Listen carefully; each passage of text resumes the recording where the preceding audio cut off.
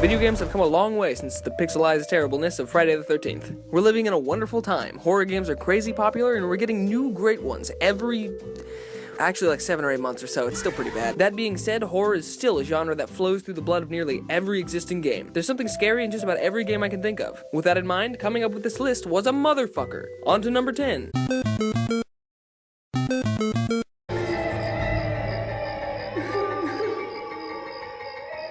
The witch is easily the most unique monster in Left 4 Dead. Sadly, the same can't be said of the witch's character design, as every single woman seemed to have died with the same white tank top on. The second you hear the witch's somber cries, you gotta do 2 things that no other Left 4 Dead monster requires you to do. 1, shut the fuck up. 2, don't immediately shoot it in the face. Unless you have a shotgun, then you crown that motherfucker. That's your responsibility. But don't miss, because if you do, you better be prepared for some long, spooky fingers all up in you, because nobody's getting away unscathed. Hope you spend a lot of time grabbing pills. Grabbing pills? Lárgate, cabrón! Sorry to have bothered you.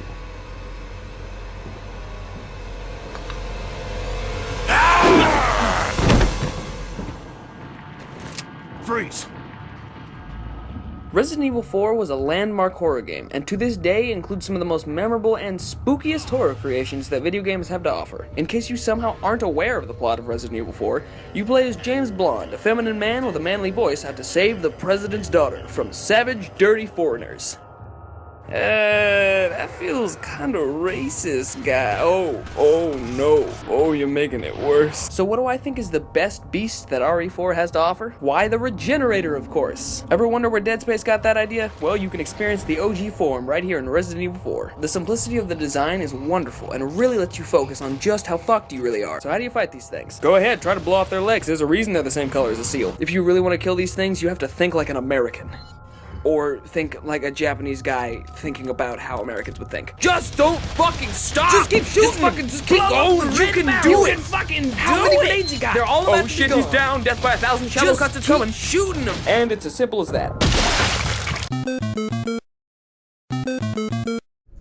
You wanna know the mistake you're making here, buddy?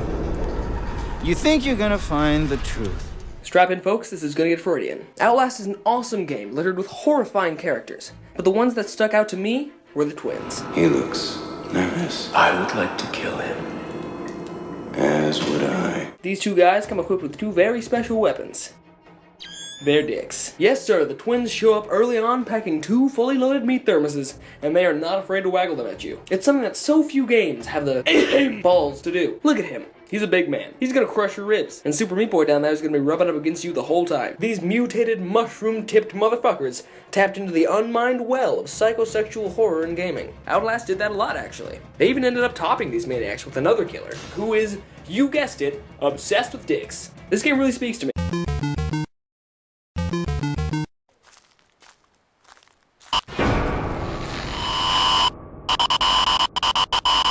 Okay, before we get into Slender and the wonderful simplicity of it all, I have to talk about this guy. He looks like a papier-mâché Muppet in a suit. How you gonna catch me on those linguini legs?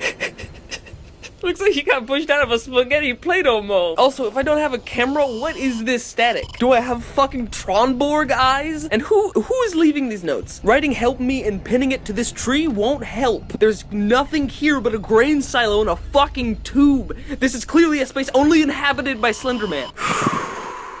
It's out of my system. All that being said, I really like Slender. As previously stated, the simplicity of the situation lets the horror take center stage. This game literally exists to do nothing but scare the shit out of you from the second it starts to the moment it ends. The sound design is great too. The layering noises as you collect the pages only adds to the impending dread you feel as Slendy creeps ever closer.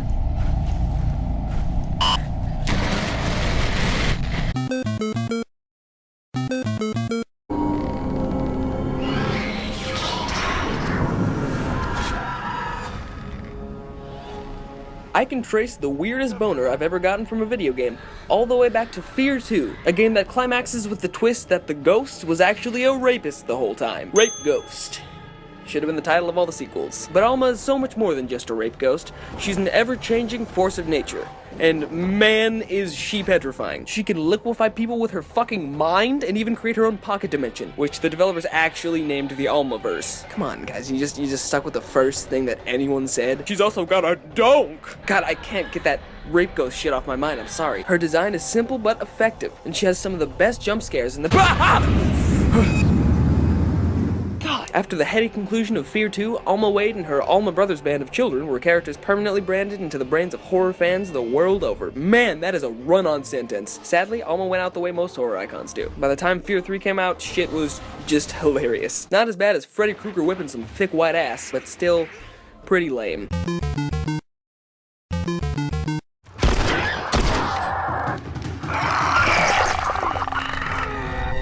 Just to be very clear before I start, the real horror of The Last of Us is the story, which feels like the emotional equivalent of being battered over the head with a pillowcase full of padlocks. No, I'm not gonna watch this yet. I'm not gonna— I know this hurts. Oh, Okay, baby, stay with me. oh no! Oh Lord, have mercy! That being said, the clickers are also scary. They blindly stumble through the environment using echolocation to find the player, smacking their goddamn jaws together so hard that even Venom Snake would be proud. These fun guys sustain off rotten air and neck flesh, so be sure to bring along your sharpened toothbrush or you'll be treated to some of the most disconcerting death animations this side of Dead Space. At least the clickers don't take your head off and comically replace it with their own.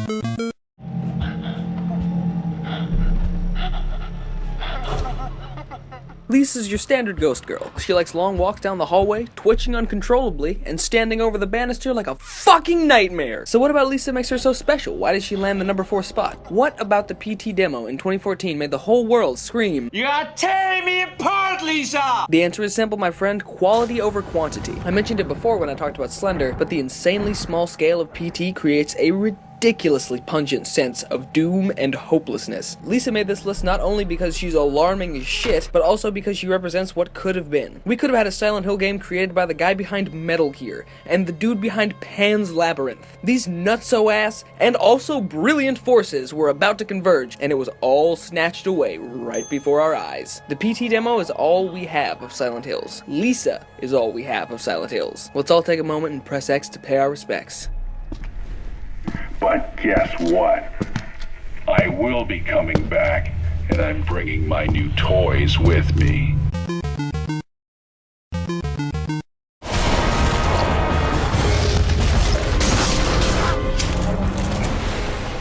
Number 3 is a very personal choice for me. Very few creatures in games are more terrifying to me than the basilisks from Dark Souls. I know what you're thinking. Charlie, isn't the basilisk a giant mythical snake and not whatever this is? I saw Harry Potter fight that shit! Well, you are right, but I guess Miyazaki just disagrees. Could you imagine if Harry Potter had to fight these things? He'd spend the next 5 books looking for a fucking purging stone. Let me give you a rundown as to why the basilisks are the worst goddamn thing ever. You really only encounter them once in the main game, and it's on accident. You fall into a sewer that happens to be their favorite toke spot. Anyway, they hit you with that loud, and you think, it's just gotta be poison, right? And then it's over. You wake up back at the last bonfire, and everything seems okay. You died, you lost some souls, but then you see it.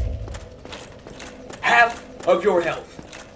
Shit is just gone! And you aren't getting that 50% back without hours of jumping through hoops like a fucking circus elephant. And no, if I didn't have the internet, I would never have known what to do. I ended up having to go back to the beginning area of the game and hit up this random bird NPC that you maybe encounter one time an hour into the game. You talk to the bird, and surprise, surprise, he says some cryptic-ass bullshit.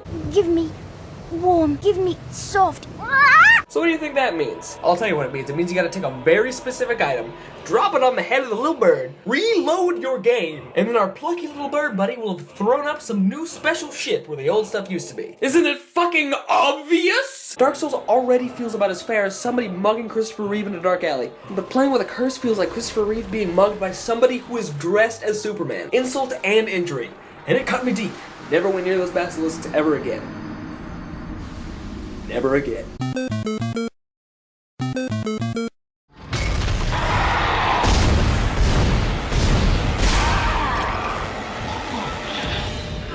I think I can trace my chronic fear of grates back to my time aboard the USG Ishimura. You play as Isaac Clarke, an engineer who specializes in the field of pressing buttons when other people tell him to. He spends the whole game locked aboard a Titanic space vessel, which I have appropriately nicknamed the Space Titanic. I would have vastly preferred to see that movie, by the way. I'm the king of the world!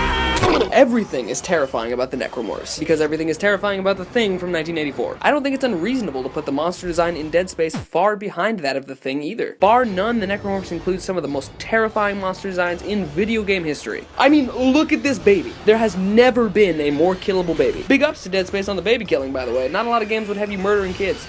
Much less kids of literally all ages.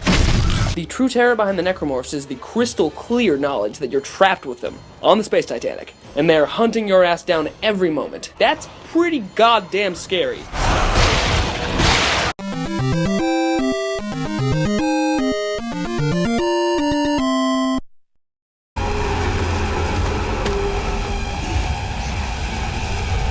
Yup, it's these guys. This isn't about looks. If this were about looks, the Necromorphs would be number 1, and these things wouldn't even be on the list. Any one of the floppy screaming fishmen from Soma is better looking than the Gatherers. Nothing is scary about looking at these slack-jawed Dr. House-walking motherfuckers. Dr. House is scarier than the Gatherers. But these bad boys are an example of how sound and game design can come together to form a penetrating pants-piss cocktail. There is literally a monster in this game that is nothing. It is the laziest goddamn shit I've ever seen. But then again, it's not, because I've never been so afraid of splashing puddles. The Gatherers are the result of intelligent design and careful planning, and that's worthy of about all the praise I can give.